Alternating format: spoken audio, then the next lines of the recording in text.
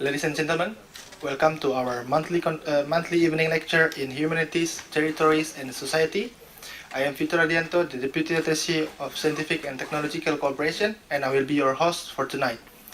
Tonight we will hear a presentation from Madame Geneviève Duggan, a French anthropologist. But before her presentation, I would like to thank our partners, the French School for Asian Studies, also known as EBO, co-organizer of the event, the French National Research Institute for Sustainable Development, also known as IRD, for their technical assistance. Also, I would like to thank all of you for being here. Thank you. Now, let me briefly introduce you Ibu Geneviève Duggan. When she discovered Indonesia in 1988, she first became interested in the textile tradition of the archipelago. She then studied the process of memory and of knowledge in societies with no written tradition, based on the example of Sabu Island. She recently published a book on the island of Sabu, and it's from its origin to the present day, and that you can buy after the conference. After the conference, there will also a question and answer session. You could obviously test her bahasa Indonesia in question and answer session, but I won't talk too long. So without further ado, please give a warm welcome to Ibu Geneviève Duggan.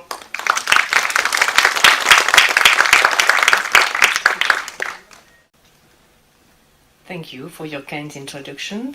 Thank you to IFI for inviting me to give this lecture today. And good afternoon, selamat sore, bonjour, bonsoir. So let's start here with the first slide. I have a map from the mid-18th century. So you can see how the knowledge was about Indonesia at that time. For the island of Sulawesi, still called Celebes here, so the knowledge is not that accurate. Also, we have here Bali is accurate. We have here Sumbawa, it's not yet very well defined. But this part here, what this is now the province of NTT, is already fairly well known. So I did my research on the island of Savu, which is in the 18th century written Sahu. And here it is the island of Sumba, at that time known as the Sandalbosch Island, so the island of the sandalwood. Better known for sandalwood was, of course, Timor. This is why the Dutch came into this part of Indonesia. The law on autonomy of the provinces has given societies the possibility to redefine themselves, expressing their own view of the past and writing their own history. Societies which had no written tradition until the late 20th century have been considered as minor. These are, to use Eric Wolf's word, the people without history. This society, far away from the center, suddenly had the opportunity to express themselves and voice their views about their own past. But is it possible at all to write the history of an oral society? The paper raises the question of the construction of history in oral societies. And a number of researchers have been inspirational for me. So, for example, Eric Wolf, Lila Abu-Lughod, who asked if the people from below have a voice, or Spiwak, who is asking if the subaltern can speak. The leading question of the paper is, what is at stake when writing the history of an oral society? While contrasting oral indigenous sources, the history from below, and external written document, especially Dutch colonial reports, a view from afar and from the top, the paper raises the question of the transmission of knowledge and the place of oral history in the more general framework of history. It also examines memory and its reliability and the consistency and partiality of written documents, especially here in our case, the colonial records. We have here a map of entity in the 20th. Oh, sorry, I'm much too fast. Yeah, of the 21st century, so much more accurate, of course. So we have Timor, and that's become two different countries, and we have Savu now. I will take an example of the tiny island of Raijua right now. So before tackling the theoretical questions, let's have a look at the island of Raijua.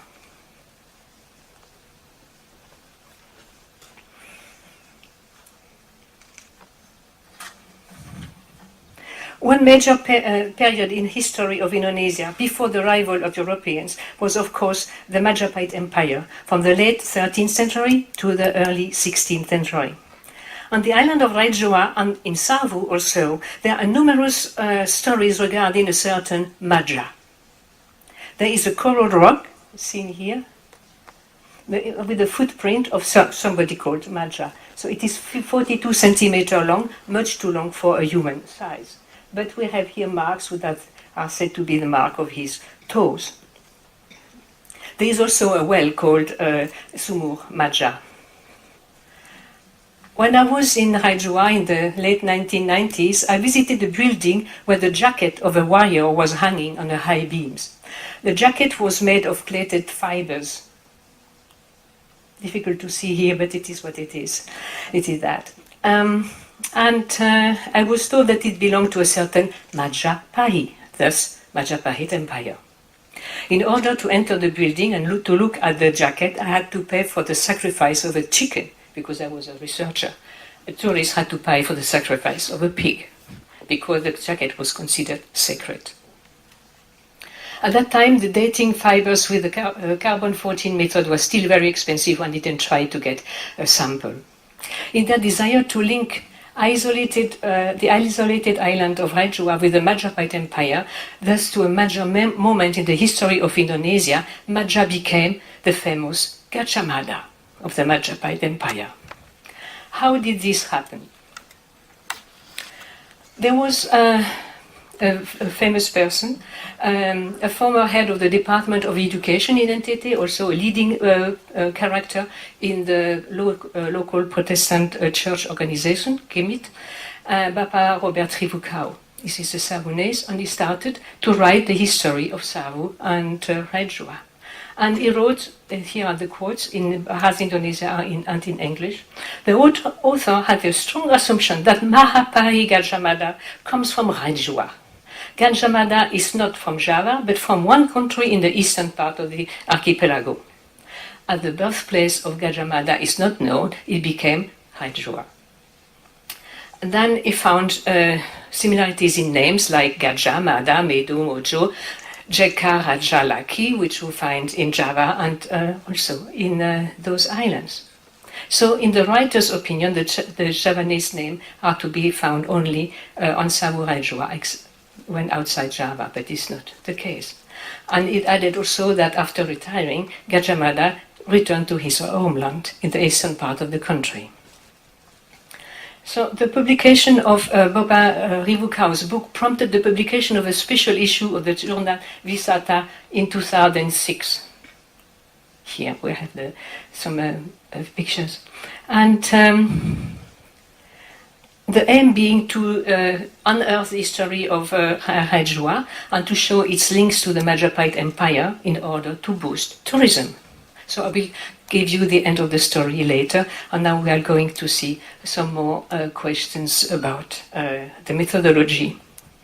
What is at stake when writing the history of our society? So there are perhaps some of you are the historians of your family, or you plan to be the historian of your family, so you can take some advice from my own research, how to be to write the oral history of your network, also of your family. So there are, of course, oral sources. There are myth narratives, poems, ritual songs, all kinds of names of people, of places, of mountains, of rivers, of stones, or rituals. Because names are not fortuitous. They all have a meaning, and the researcher has to find out this meaning. For example, I see some of you are from Savu. There is a village called Gurimone Aru, the 8 dead men. So we have to find out who were these 8 dead men and what happened. Or in Timor, there is a place called Tunbesi, the place where people were hammering iron to make weapons or metal tools, etc. So there are also non-verbal sources, which are all kinds of objects, secret or of everyday life. And we have to know how they were used and when, who is entitled to use them, and for whom it is forbidden. There are also landscape, rites and beliefs, gesture and behavior. And then about gesture, we are thinking of Marcel Mauss and his theory about the techniques of the body. And there are also habits. We are thinking now of Pierre Bourdieu and his theory of practice and habitus. Sound, touch, smell, and taste are all non-verbal transmission of knowledge, and they are very important, and they should not be left out when researching oral history. They help to find out what is implicit, hidden in statements. It reveals discrepancies between idealized speech and what people do in reality. Remembering through taste and smell, perhaps you know the author Marcel Proust and the story of the Madeleine. When he was soaking this biscuit in his tea, suddenly he would find himself transported back into his childhood when his auntie was giving such a biscuit, and then he spent the rest of the day digging out of his memory of the past.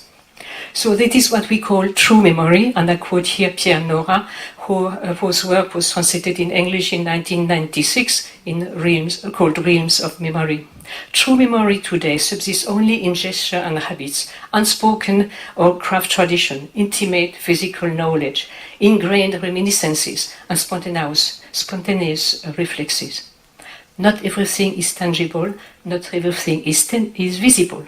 The sacredness of object, of stone in a ritual area are not sensed by an outsider, but very much felt by insiders. So the researcher has to find out who is who, what the networks are, what are the relationships between the people, the members of the group, what is the agenda of the narrator, what has been selected for transmission and what has been omitted, voluntarily or not. What has been deleted for memory leaves always traces. That is what Jan van Sina also found out. There is a novel called 100 Years of Solitude, and there in this village, a novel by Gabriel Garcia Marquez, and in this novel, people of the village are losing their memory, so now they are putting tags on everything to remember. So door, window, table, and so forth. Because there is no society without memory, and there is no memory without society. And that we know from Maurice Halbwachs already for 100 years. Already much earlier on, sorry. No. Yeah, from Goethe we know that we often see only what we expect because we have mental framework, and when we are confronted with something new, we don't like to do something new. We want to order first in our framework. Sorry. Memory is first of all individual, and that has been the subject of study of psychologists who found that memory is selective.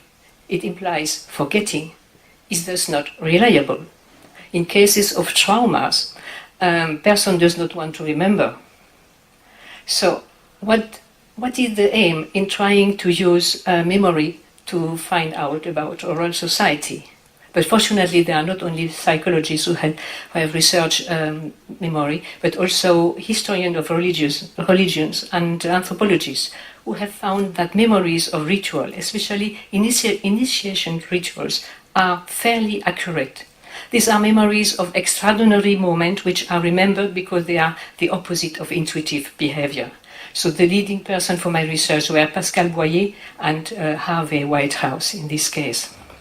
Anyway, memory is the engine of oral history. So let's have a look at the various categories of memory. So collective memory is public. It's often only a vague reminiscence by the people. They don't remember the entire event. Yet it is important for people, and it is part of their national identity. Collective memory is not secret, it's public, and this is top-down information. But this view can influence individual memory and, of course, social memory. Social memory is connected to networks. It is about shared experience, shared history, shared place, and shared project. It means intimacy and bonding. It is essential for preservation of the group and for perpetuation of its identity, and it is often not public. And during field research, people who have this social memory won't run into your arms to tell you their story. You have to find them, because they know the truth, and then they are not ready to share that with anybody at first.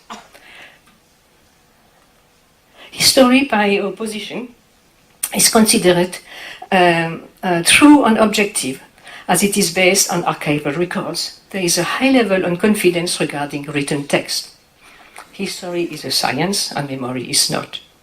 Throughout time, history has always been the history of victors and conquerors.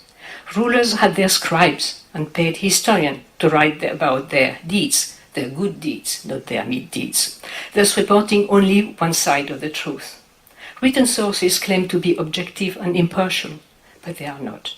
All written documents have drawn up on memories before being written down, so that they suffer the same weaknesses as individual and social memory. Written texts reflect the institution for which they are produced. I mentioned the paid historian, and in totalitarian regime, historians are really watched by the regime. Oral documents are vulnerable since their existence depends on processes of transmission. But written texts are vulnerable too, since they can be destroyed voluntarily or by accident. And we have here important quotes, perhaps you have read them. Testimony constitute the fundamental transitional structure between memory and history. That is a quote from Paul Ricoeur. And from Adeline Lowe, writing about the riots in Singapore in 1964, written records are usually records of the deeds of the elite within society. Oral history produces another type of history, a counter-history of the common people. What is the relationship between memory and history now? The emergence of historiography, that is the study of analysis of the methods used by historians, and its critical reflexive analysis challenges the memory-history relationship. Historians are suspicious when dealing with oral text. However, we have seen that history suffer the same weakness as memory. Reports are made of testimonies at the beginning, and the beginning of a testimony is always a memory process. So in the same manner that memory is not necessarily reliable, history is not essentially truthful. Now memory is entering the field of historical research and acts as a boomerang in the well-established field of history as a science. Social historians now are rescuing from silence the history and culture of subordinate people, as Paul Connerton has written. Now the question shifts from the problem of accuracy of memory to that of the meaning people put in their memories, and to the ways in which, through remembering, people see themselves, how they think about themselves, how they see their environment. For the study of social memory, language, of course, is very important, but other forms are important, and I mentioned the nonverbal communication and practices, because they play a role in passing in full awareness, or in the contrary, automatically and without further thinking, what people value about their past, about their society. So therefore, that was my two ways of research.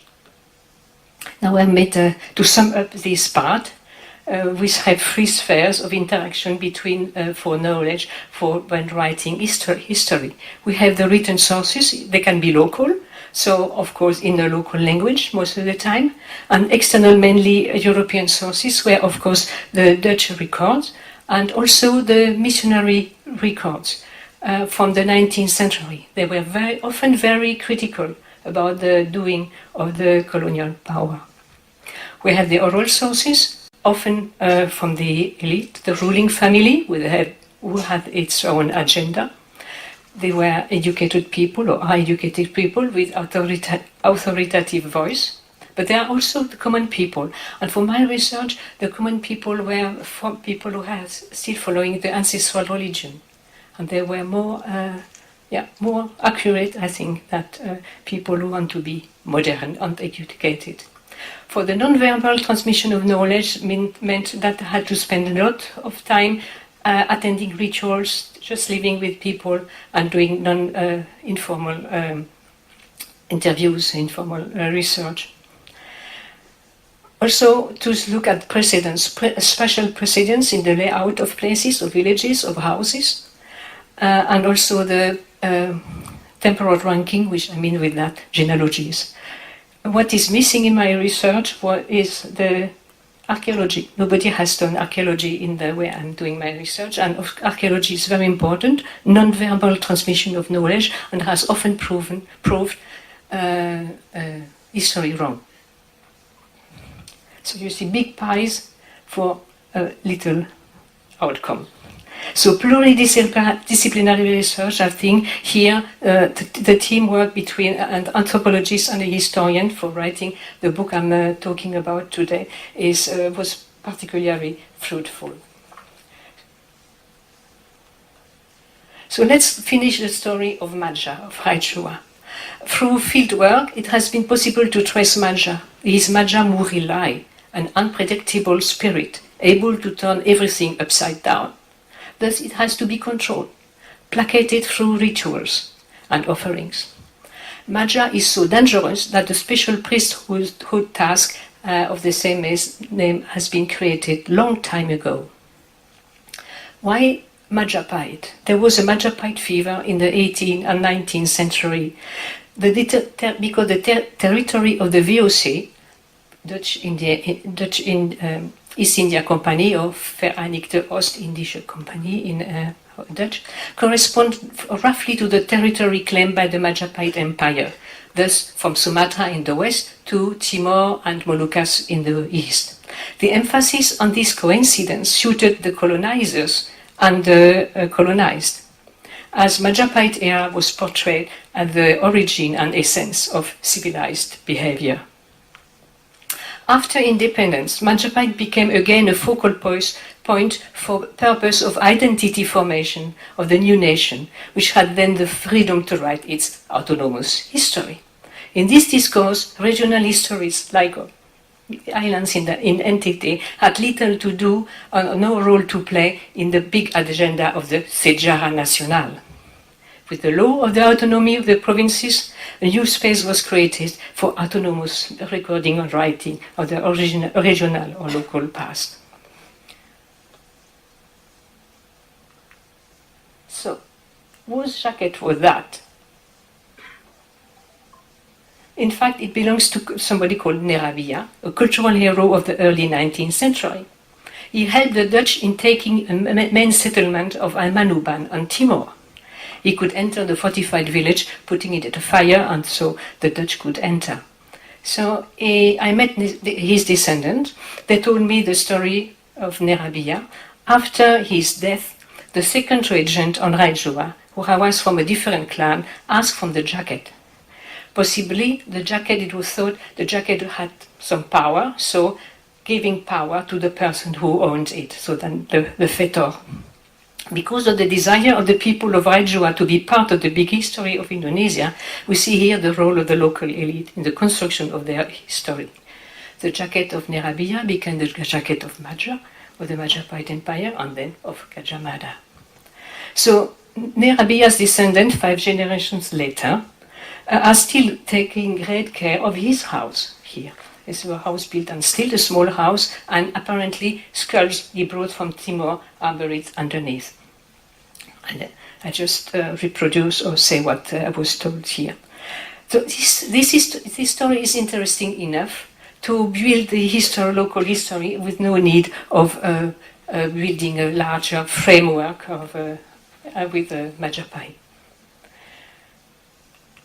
So how oral document and written document come together or not at all. Here, for the sack of the sloop the Carper in 1672, there is a deliberate, it was deliberately deleted from collective memory. Nobody in Savu, in Dimu, in East Savu, remember this event. So it was in 1672 when the sloop the Carper, by adverse wind, it was not a planned visit, by the adverse wind was wrecked on the corals on East Savu, and it was in the night, and the next morning the whole crew, 8 persons and the captain, were murdered, slaughtered.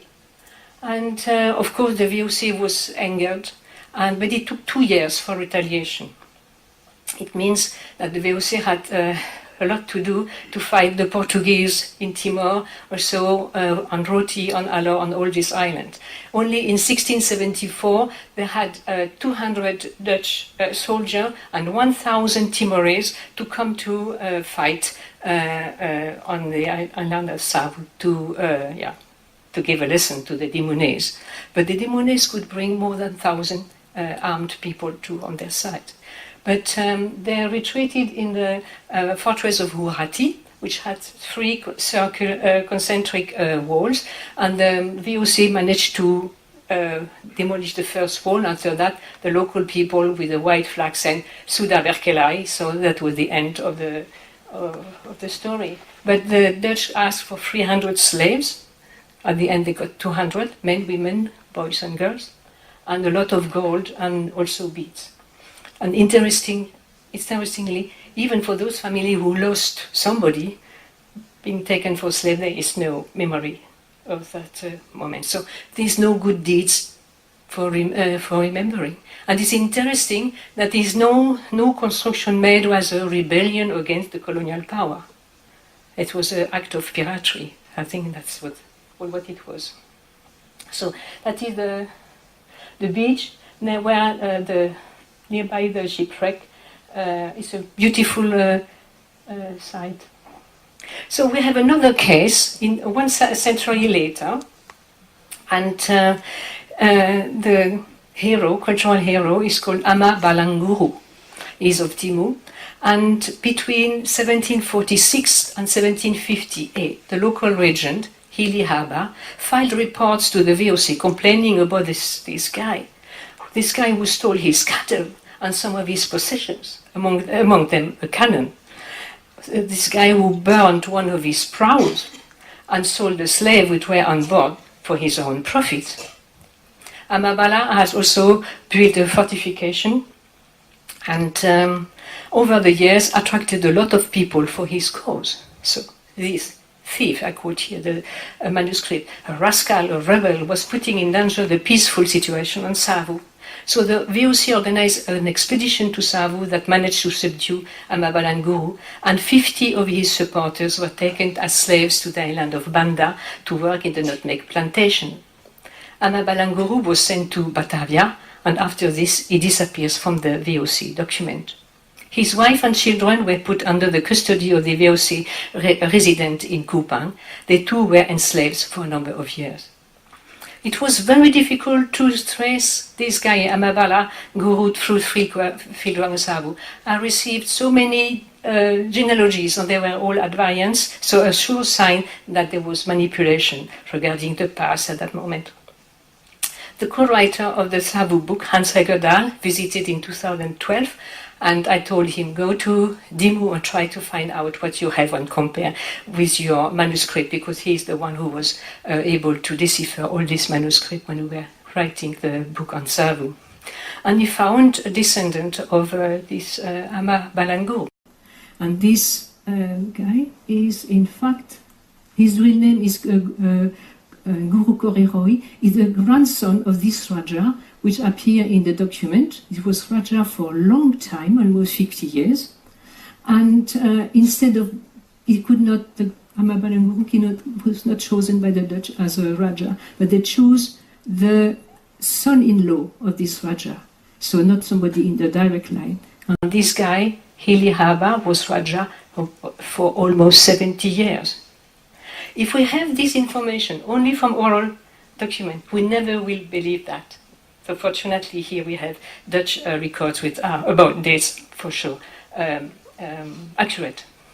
But I could record a song, a chant, which is performed during Pidoa dance. We have here the Textile Museum in Jakarta in 2013 for the opening of the textile exhibition. Perhaps some of you here are in the room and were dancing at that time. So it is a circle dance normally performed at night, and there is a lead singer, dancer, who chants things of the past. And a chant can last 30 minutes, 60 minutes, 90 minutes.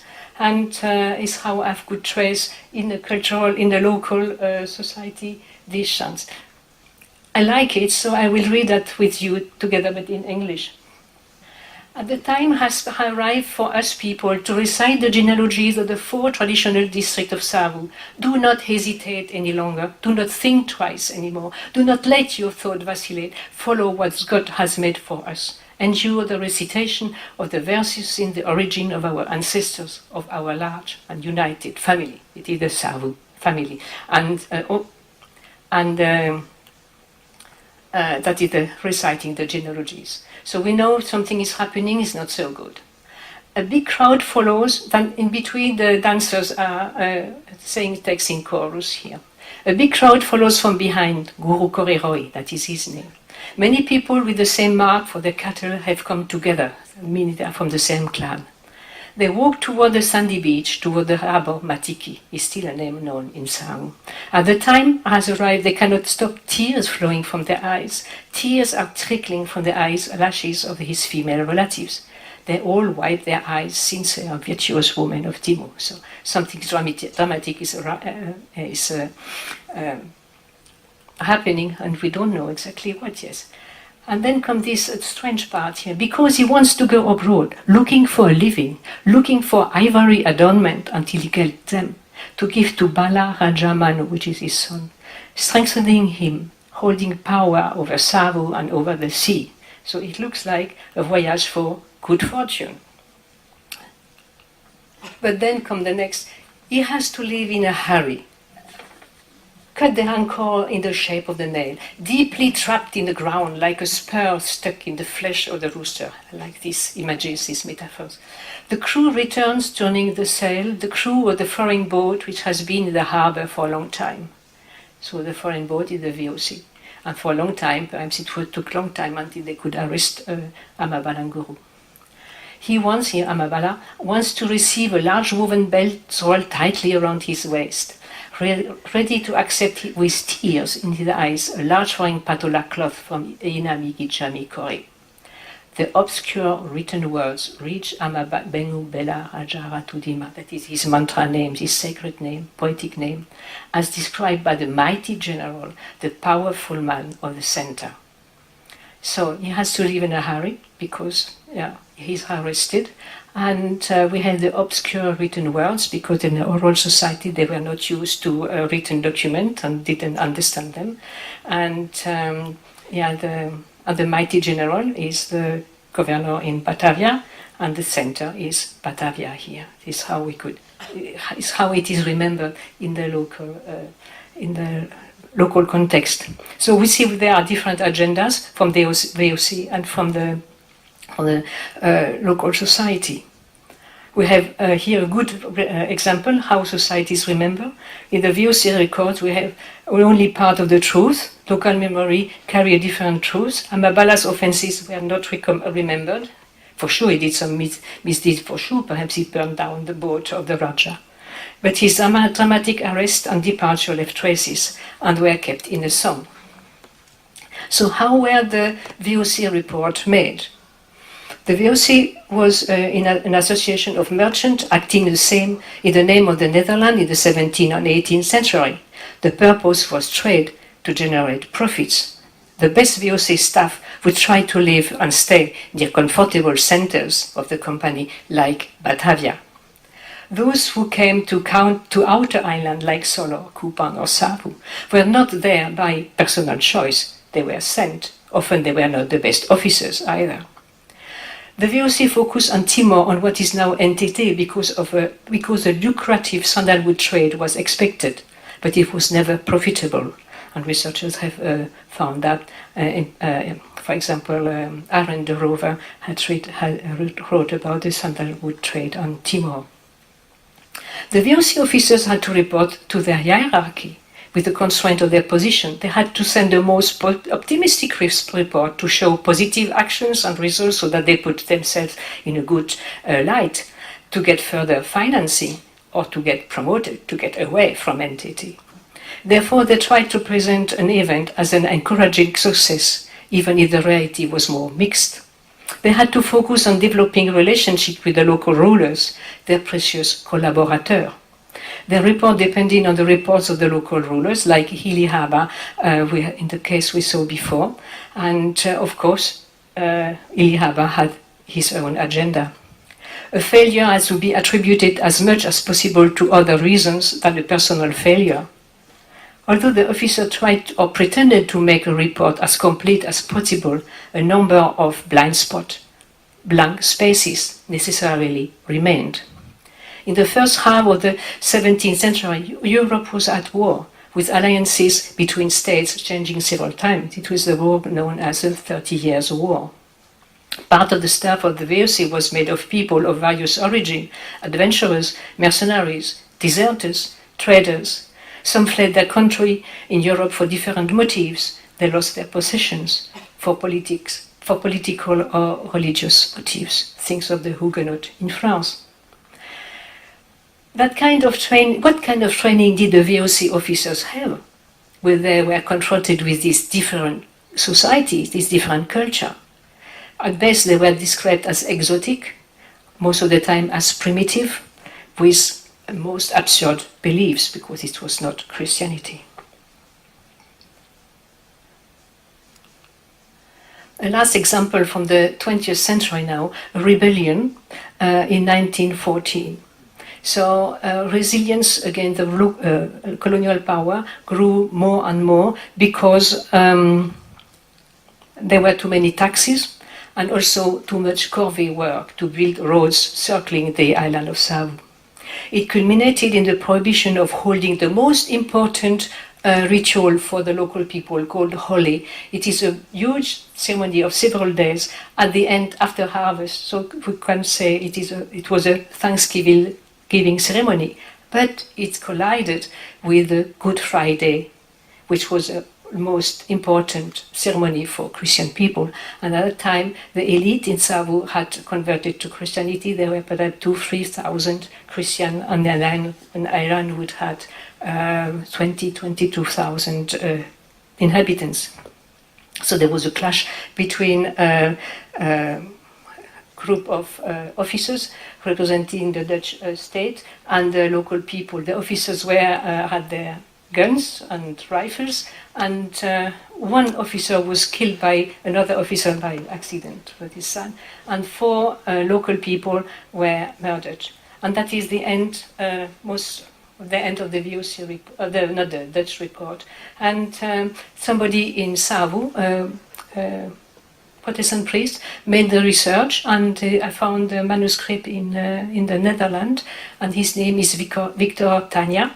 And he made a really accurate research and found the name of all the people who were taking part and were deported or put in prison.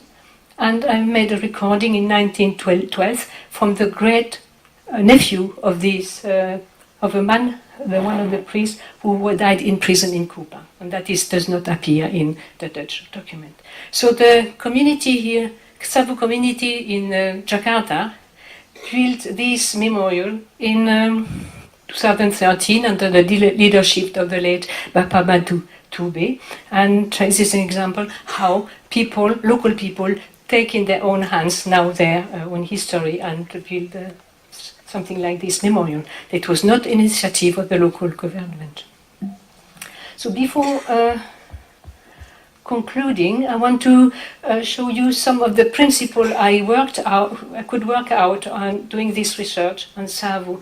The principle of precedence, which is typical for the Australasian societies, but in Savo it's really, you can really follow it in all parts of the life, everyday life, and also in rituals. It comprises, of course, the spatial precedence, which is layout of villages, of places, and the temporal precedence, which is the chronological remembering in genealogies. And what is unique in Savo, we have separately recorded male genealogies and female genealogies, and one part of my work was to combine them and to see if they are accurate, and they were, most of the time, that was accurate. So numbers play a very important role, and then you can control numbers in offerings, the day of a ritual, etc., if it does correspond to what people say. And also the pairing of objects. You have always a gendered combination. Male and female have to be together for the harmonious, balanced world. And you find that all the time. Also, the mother, sister, children are very important. It is a very strong relationship between the mother, brother, and her and his sister's children. That is, Hesi Savonese here, it is a makemone and nakebeni relationship. And it's also something which is inherited from Austronesian societies. So what I found out that in Savo we can speak about economy of knowledge through the genealogical model, which is applied to all aspects of the society, and it provides templates for ordering events and remembering the past. People use a genealogical matrix to manage their knowledge. They manage. They have the image of genealogies applies in a unique way at all aspects of the material culture, and you have the genealogy of places. The genealogy of places, which is known as topogenies. I found also in genealogies of houses, when the first house was founded, or the next one, and the next one, and they remember that as a chronology or genealogy. And I found also the genealogy of textiles. And here we have samples of the textiles, which I could date in history through the female genealogies, because the granddaughter of the lady who made this first motif was the wife of the first Raja of Portuguese times. So this motif was made for the first time in late 15th century or early 16th century, and has been reproduced until now with the story and with the genealogy going with it. And it is something rather different. And when they take a textile out of a basket, of the heirloom basket, they will take first the oldest motif. So the first created motif, the second created motif, and so on. And when they put it back in the basket, then we'll put the oldest one first, second oldest, and so on. So they have a genealogy of textiles as well. And what I found that really unique. So some concluding remark now. If we are doing some writing some oral history, we have to be careful and see the necessity of compiling oral and non-verbal elements. There is necessity of fieldwork, not only to work on the armchair and compiling written records. We need to contrast oral sources, local sources, with local and external written documents. We have to be conscious of the agendas of every participant in the process, and it has to be a pluridisciplinary research. There is no monolithic truth in history, and for sure there is no monolithic truth in oral history. When dealing with oral or written document, one has to be aware of the quality of the sources, to be conscious of possible manipulation, to be attentive at various agendas, to be receptive, responsive, reactive, and always to stay alert. So good luck if you want to write also history of your family. Thank you.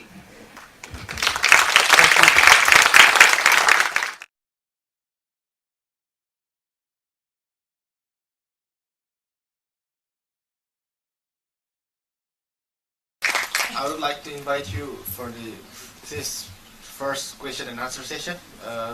Two first question maybe. Anyone? May I know what you first thought you picked sample for your research? What? So I have to say you more about my life. I was already staying in Jakarta, and a housewife. I was not allowed, but I started to study the lecture. Pardon? By the government. Okay. And then I started to learn about the culture, to read all the books I could find. And at that time it was a society called Ganesha Society, which is now Indonesian Heritage Society.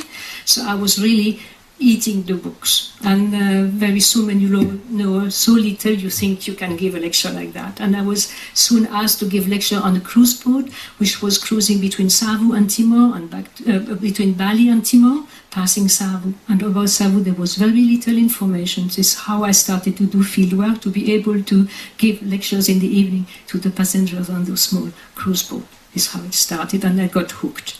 And I'm still hooked. No, because the reason I asked that question, because I find it so impactful.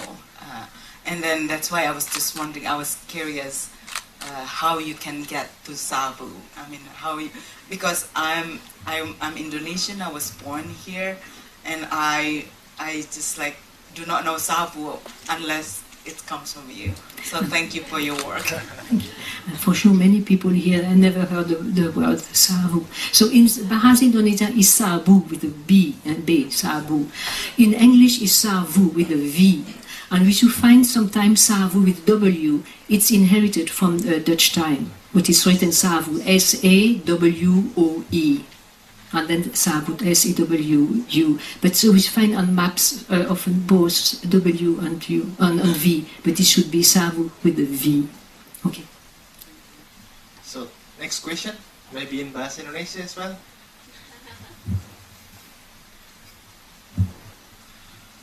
Here. Sorry. Yeah, of course. Yeah. Well, many thanks for your presentation. It was really nice.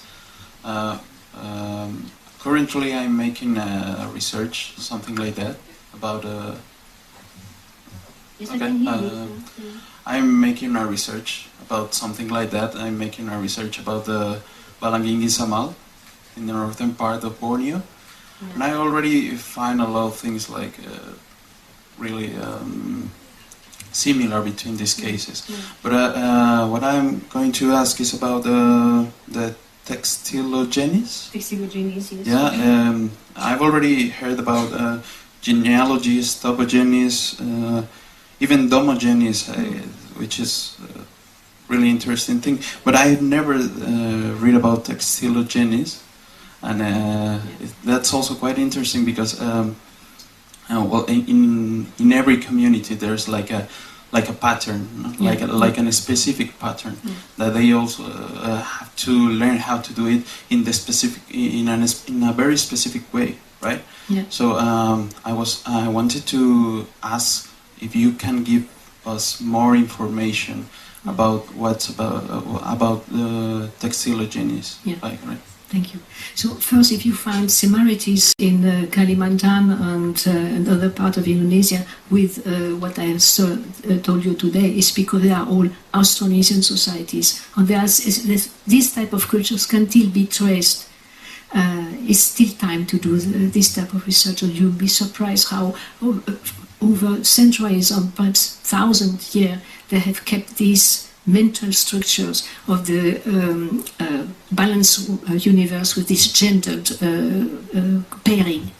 So about textilogenes, sorry, I'm not happy about the word textilogenes. It is my own creation, and the people on the island won't use that word, or they don't know about that.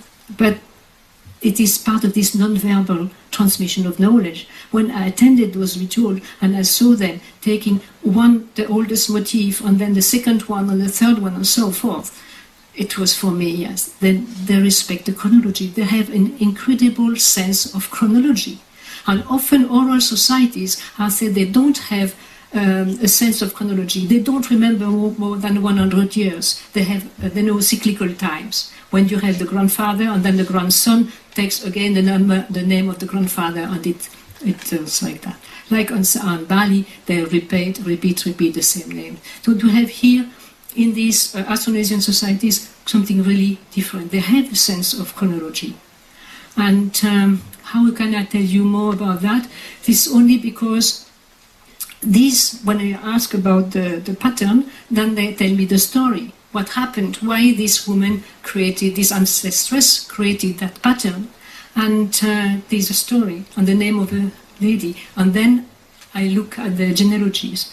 The genealogy of women are much more secret than the genealogy of men. Men things are public. female things are more hidden. And this again a pattern we have in Austronesian societies. Yeah. Okay, many thanks. Thank you. So bisa mungkin di dalam bahasa Indonesia yang saya menjelaskan tadi ini orang di Sabu punya mental structure dengan kronologi. Mereka punya silsilah yang panjang sekali, ada silsilah laki-laki, ada di samping ini ada silsilah perempuan. Mereka tidak campur. Yang campur ini saya campur waktu buat research, saya cari ini dari perempuan ini, dia punya kakak adik laki-laki, dia punya bapa, dan saya cari dan lihat nama dari laki-laki apakah campur. Dan mereka masih ingat siapa nikah dengan siapa. Juga untuk raja-raja dari zaman dulu. Dari banyak kebudayaan lain, mereka tahu dari silsilah laki-laki. Karena patriarchal society. Mereka di Sabu memang bilinear society. Perempuan pentingnya seperti laki-laki. Tetapi lebih rahasia. Semua bidang perempuan lebih rahasia.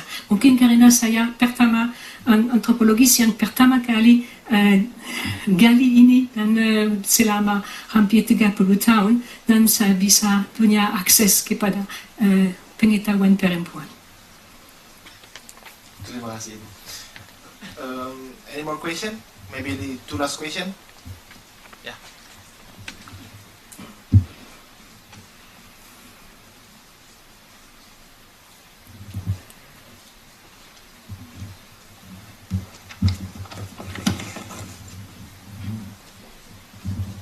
Halo, selamat sore. Nama saya Arkan.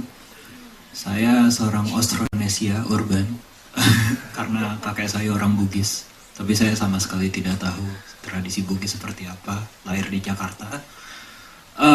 Ada satu hal yang menarik yang saya tadi Ibu bilangnya hanya dalam passing remark saja. Tapi bagi saya menarik itu ketika kalau turis untuk melihat jaketnya itu harus mengorbankan babi. Tapi kalau periset seperti Ibu mengorbankannya ayam. Saya melihat di sini kan ada cara mereka untuk menilai mana yang lebih berharga antara babi sama ayam gitu. Dan karena kandungan protein babi lebih tinggi, pastinya kemungkinan besar babi lebih bernilai. Nah, kenapa dimurahkan gitu? Kenapa dimurahkan untuk seorang periset? Bagi saya itu menunjukkan suatu hal mengenai mindset mereka gitu, bahwa bahkan dalam penulisan pengetahuan yang Ibu lakukan dari luar pun tetap mereka hargai gitu. Apakah mereka punya framework seperti itu atau ada alasan lain? Saya tidak tahu. Itu satu. Dan yang kedua, maaf, bagaimana Ibu menilai penggunaan teknologi dari luar untuk merekam sejarah oral? Misalnya kita bawa video kamera ke sana, kita berikan salah satu orangnya, lalu biarkan mereka yang merekam. Terima kasih. Do you need translation, Ibu? Oke. Ya, untuk sebenarnya kalau membuat riset biasanya tidak usah bayar apa-apa. Orang mengerti dan ini untuk tujuan riset. Dan juga di Sabu cukup gampang untuk saya karena saya punya cepat punya hubungan baik dengan orang tua di sana, kakek dan orang memang 70 tahun sudah yang tua sekali dan mereka sudah lihat generasi muda, mereka tidak tertarik lagi dan mereka senang sekali ada bule yang datang yang tertarik. Okay? Dan dulu sampai saya tidak boleh tulis apa-apa. Ada orang mereka takut orang pemerintah yang menulis. Kalau datang ke sana boleh dengar saja. Tapi kemudian saya pakai ini kaset recorder. Saya rekam dulu dan saya putar kepada mereka. Senang sekali. Mereka minta rekam lagi. Tapi karena tidak tulis. Mereka takut kalau ditulis. Mereka tidak takut kalau direkam. Tapi selalu saya minta permisi, apakah nanti saya bisa simpan dan kasih tahu kepada orang lain. Mereka setuju. Oke, ini tentang ini. ya turis dengan ya turis ada selalu angkanya lebih tinggi untuk turis karena turis punya duit. Kantong penuh dengan dolar. Di Flores ada satu orang yang dia pikir orang turis ya, boleh mereka tidak punya rumah, mereka keliling dunia saja dengan kantong penuh dengan dolar dan mereka beli apa saja di pulau-pulau mereka hadir dalam pikiran begitu.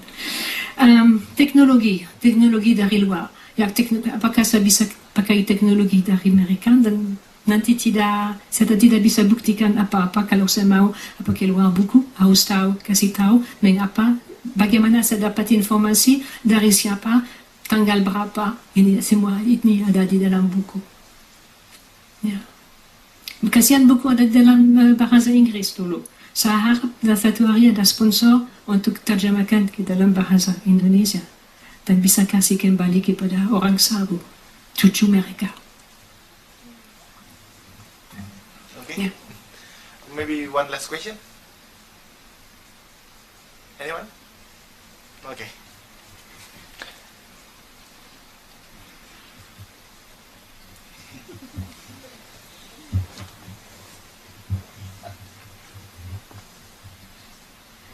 Selamat malam, saya Vesti, tertarik dengan antropologi dan saya ingin menanyakan pendekatan apa yang dengan pendekatan apa yang Ibu lakukan saat pertama kali berkenalan dengan masyarakat Sabu dan apakah ini pertama kalinya riset ke daerah yang memang berbeda sekali dengan latar belakang dari ibunya sendiri. Oke, terima kasih. Oke, tadi saya menjelaskan dalam bahasa Inggris. Memang saya pertama kali datang ke Pulau Sabu karena saya membantu di atas kapal turis namanya Lumba-Lumba hampir 30 tahun yang lalu. Dan saya kasih ceramah setiap malam sebelum makan malam dan kalau waktu berlabuh di Sabu saya hampir tidak ada informasi tentang Sabu. Ada buku bagus sekali dari Profesor James Fox, The Harvest of the Palm, panen lontar dalam bahasa Indonesia, dan tidak ada apa lagi. Dan waktu turis pagi berenang, snorkel, etc. saya pergi ke Sabu dan minta sepeda motor dan mulai keliling buat ambil foto dan cari informasi untuk bercerita tentang Pulau Sabu malamnya. Dan juga dulu informasi saya dapat tidak punya artinya karena saya tidak mengerti cara pikir mereka. Dan tapi saya tidak berpikir mereka tidak punya artinya dan bisa dilupakan. Tapi saya nanti datang lagi, saya gali sampai saya mengerti cara pikir mereka. Mereka bisa untuk satu kain bisa kasih beberapa informasi. Ini tergantung daripada kategori mereka pikir di dalam waktunya. Ada beberapa cara pikir. Ya, karena itu dan karena belum perempuan yang membuat riset di sana dan saya bisa punya akses ke pengetahuan perempuan dan saya tinggal datang lagi. Thank you. Terima kasih. Please give a warm welcome, give a warm applause to Ibu Geneviève. So, thank you very much for all your participation and your question. As I said, we are finally coming to the end of our series of monthly evening lecture in humanities, territories, and society for this year. It has been a pleasure to welcome you all to each of our evening lecture in 2018. But do not worry, we are coming back next year with more interesting topics starting on 16th of January. There will be Professor Olivier Sebang who will talk about the flood in Jakarta. A very interesting topic indeed, especially as we are having the rainy season. I wish you all a good evening and please enjoy some snack in the lobby and a free time to continue the discussion with Ibu Geneviève. You could also buy her books and some ikats as well. And until then, bonne soirée et bonne fête de la Sandrani. Oke, ada beberapa tekstil yang dijual di luar, semua dari warna alam. Karena itu lebih mahal daripada dibuat dari warna kimia. Dan juga motifnya punya artinya di dalam sejarah sabu. Bukan motif yang pertama kali ini dekoratif. Pertama kali mereka punya peranan di dalam kebudayaan di Sabu. Dan ada dua warna, ada indigo, nila, dan mengkudu, morinda. Dan semua saya jual untuk kooperasi yayasan di Mesara, di Sabu. Dan semua uang yang dapat ini langsung 100% untuk penenun. Juga dari buku yang saya jual ini 10% untuk yayasan Tevunirai di Mesara. Terima kasih.